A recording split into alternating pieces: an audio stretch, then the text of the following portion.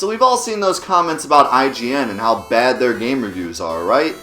But are they really that bad? And what about all those other game sites that do reviews? Are those any better? Well, my name's DETONATOR, and today I think we should put those to the test. This is Second Look.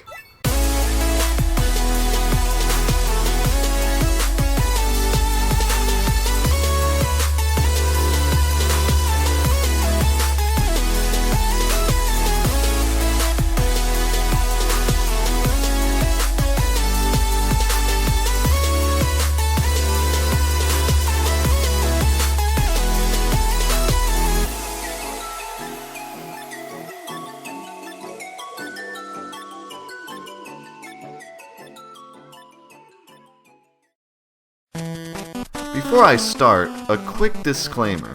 We might give sites like IGN a lot of shit for their reviews, but in all honesty, I don't blame them for giving certain bargain bin games bad reviews. Take for example, Cartoon Network Racing on the PS2. If you are a game reviewer at IGN and you are tasked at reviewing this game, it'd probably be pretty easy just to write it off as a Mario clone and move on to the next game. And in general, reviews are just a very opinion-driven system. I've played a lot of games that have received mixed reviews that I found to be great. And other times I've played games that got amazing reviews, but they just weren't for me. The point of this show isn't to say that those other reviews are necessarily wrong, but rather unveil some reviews that maybe were rushed or just kind of unfair, and give those games a second chance in the limelight. Or take a game that got exaggerated reviews and take it down a few notches. Like in the example we have for today, Twisted Metal on the PS3. Now I have to start by saying that I absolutely loved the original Twisted Metal games on PS1. I mean, you are looking at my childhood right here. Plenty of characters to pick from, weapons to obtain, cheats and codes to discover. These games were absolute classics. To be honest, I had no idea that this game even existed. I knew about Twisted Metal Black, but I never knew about a complete reboot that was made for the PS3 until it was given away free on PS Plus. Oh boy! A new Twisted Metal game on PS3! But wait, my PS3 is like out of memory. Oh, I know. I'll check IGN, and if they gave it a good review, then I'll download it.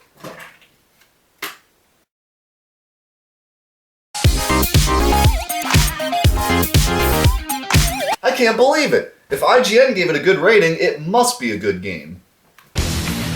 Let's do this.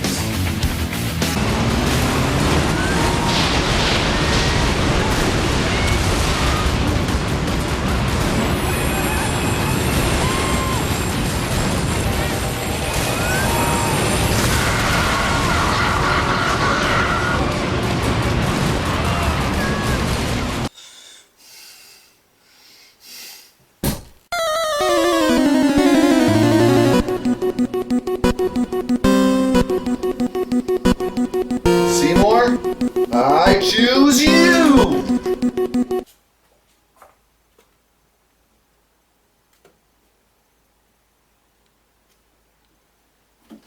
This just can't be right. There's no way everyone gave this a good review. Well, it turns out that IGN were the only ones to give this game a 9. So who's right here? IGN or the rest of the world? Well, let's give it a good old college try and see for ourselves. Well, the game certainly starts off in the Twisted Metal spirit. We are treated to Sweet Tooth on a murder spree, and his entire story is based off trying to kill a girl who got away from him. Even though that's one of the dumbest stories I've ever heard, I have to admit that it's all very stylish. Whoever edited these sequences needed to get with Rob Zombie and produce a movie. Anyways, let's just pick our car. Let's see here. Well, wait just a second. What happened to all the other characters? Sweet Tooth is driving all of the cars. It turns out that there's only 3 characters in the entire game. Now, maybe they just wanted to focus on the 3 stories so that they could go more in depth, I understand that. But all 3 characters only have 3 cutscenes each, so we don't even get in depth. They die before we give 2 rats' asses about them. I mean, come on people, what happened to this? All these characters and they had their own car and a special that fit with their car? That worked. That was half the reason why the games were so damn fun. Alright, well, that's not the end of the world, okay? There's at least still a good range of vehicles, but now I'm playing as Sweet Tooth in Axel's vehicle, and I don't know, this is just weird. Sweet Tooth. My name is Calypso. Welcome to my contest. Welcome to Twisted Metal. To win and advance to the next event, simply destroy all other contestants. The green wrench on your radar will guide you to your garage. When death is near, I suggest you use it. Or find one of my active health trucks for full regeneration. Alright, alright, just stop, okay? Where's this guy? You know, the maniac who is even crazier than the other crazy characters? Where's that guy? But for as bad as Calypso is, nothing can prepare you for the absolute train wreck that is the in-game announcer. I was reminded when I picked my car. I was reminded when I was in the loading screen. I was reminded by Calypso at the beginning of the level. But the announcer still finds it necessary to remind me to go to the garage every single time my health is low. Health is low. Find health or find a garage. Your health is low. Find some health or visit a garage to change your vehicle. You have lost the battle. The control in this game is the single reason why when I first played it, I nearly threw my controller across the room. Now don't get me wrong, the control is actually very good, once you get used to it, but it's so unintuitive. You just have to play the game to understand the pure frustration. I mean, you grow up playing these PS1 games that are so easy to just pick up and play, and then this game drops you into a fucking death pit with a ton of enemies attacking you while you're just flailing all over the place. And the fucking announcer is still reminding you about the garage, and you just wish he'd tell you how to control your fucking car so you could get to the damn garage, and he says it with that stupid monotone voice and you just want him to show some inflection to reflect the pain you're going through. The good news is that there is a tutorial, and you know what? It's an excellent tutorial and does a great job of showing the controls. But my problem is, how do you as a game designer remind the player about the damn garage so many times but not put in anything about the tutorial? You know, just a small pop-up when you try to start the story that says, hey dipshit, the controls in this game are different from the usual controls in driving games. You may want to check out the tutorial. But I have to say, once you do get a hang of the controls, they're pretty awesome and really make you feel like you're in control of your vehicle. Except this stupid dash thing. Remember when the first PS3 games were coming out and they all tried really hard to get us to use the 6-axis? Yeah. That. Come on. Come on. Do it. So I'm just driving around using this car's special abilities to blow stuff up. Each car gets 2 special abilities, a primary special and then a secondary special, which is usually just a small alteration, or sometimes it's actually completely different. This car has Axel's ability to damage all the cars around it. Okay, so let's go to this garage and switch cars so we can take a look at some of the other specials. Well now what the fuck, that was the same thing as the Axel's car, what is this stupid shit? And that's not the only special, there's several specials in the game that have an exact replica in a different car. That to me is just unacceptable. Like I said, one of the greatest parts of the old games was how each car had its own special.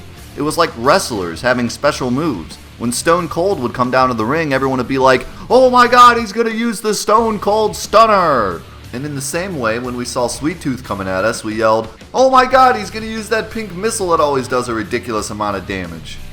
But here, everything just melds together and I don't even care what car I'm using half the time. Black Rock Stadium. I have to tell you, and this is just between you and I designed this arena to bring about the greatest loss of life in the shortest amount of time. Oh, that's just between you and me, Calypso? Because those giant spiky balls of death didn't give that away. Now if you want to survive, beware the traps. And beware of the dangers. Okay, well good. You know, I'm glad you pointed both of those things out, because if I saw a giant electrified floor, I would think to myself, well, that's not technically a trap, so it must be perfectly safe. And be ready for the layout to change lickety-split. I love that term. Well, I'm glad you love your own colorful vocabulary. I mean, come on, did anyone actually think this was funny? At least he's not talking about that damn garage anymore. Now, Sweet Tooth, there is a garage here if you get low on health. Destroy all enemies, Sweet Tooth. It's the only way for you to win. And I have to kill things to win? I mean, between going to garages and killing things, there's just too many things going on with this game. I can't keep up with all this shit. Whoa, whoa, whoa, whoa! Well, this is pretty cool, but I have absolutely no idea how to control this thing. So then we find out that the girl Sweet Tooth is trying to kill is his own daughter. And you know, I understand that they were going for the creepiest, most gruesome story they could possibly come up with for this game, but Sweet Tooth's uninterested voice and the terrible acting just ruins all of it. Where did she go?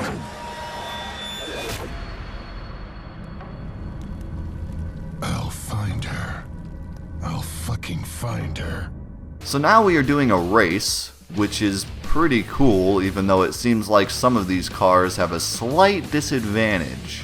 So Calypso takes about 10 minutes to explain exactly what a race is. You should know, I've equipped every vehicle with a bomb. Race to the ghost town and hit the bomb gate to arm these explosives. Be the first back to the starting line to hit the bomb detonation plate. And blow everyone else to hell. And we're off into pure chaos. Oh, looks like I'm gonna win. Here we go! Congratulations, you have won the race. Detonator activated.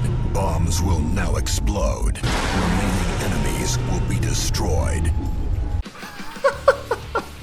I just can't fathom what they were thinking when they wrote the script for this guy. I mean, did they just have no faith in the intelligence of the player? I mean, I can almost understand why he says you've won the race, because he says you've won the battle after every other level. But the bombs will now explode while they're exploding on the screen.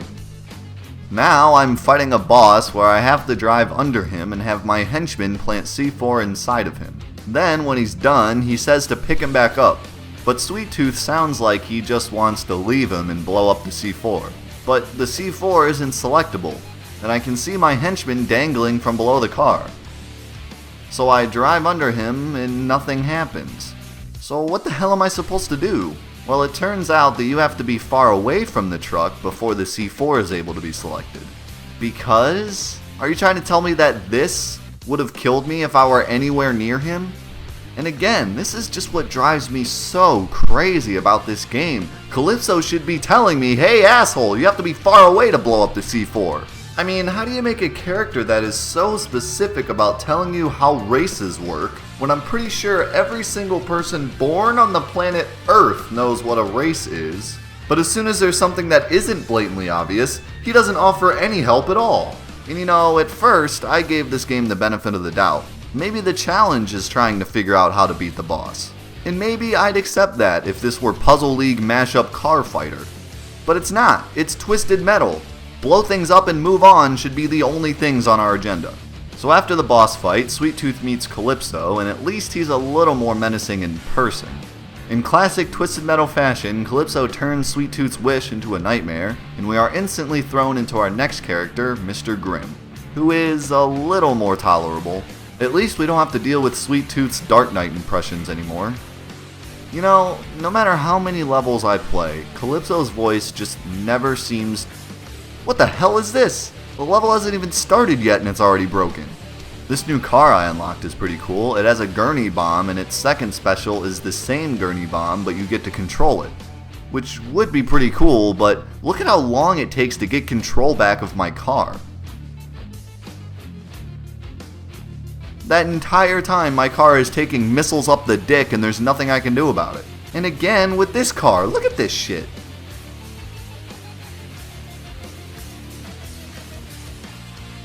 In fact, it's the kind of place Daddy would have taken you as a kid. When he was still breathing, I mean. Wow.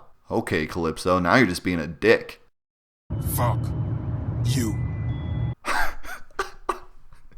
Oh my god, I can't take this voice acting anymore. No, I can't do it. He says fuck you in the most monotone voice possible, and then there's just this long pause afterwards. Fuck you.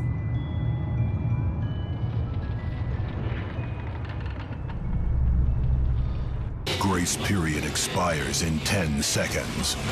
Return to the cage, or you will begin taking damage. Return to the cage, or you will begin taking damage. Return to the cage, or you will begin taking damage.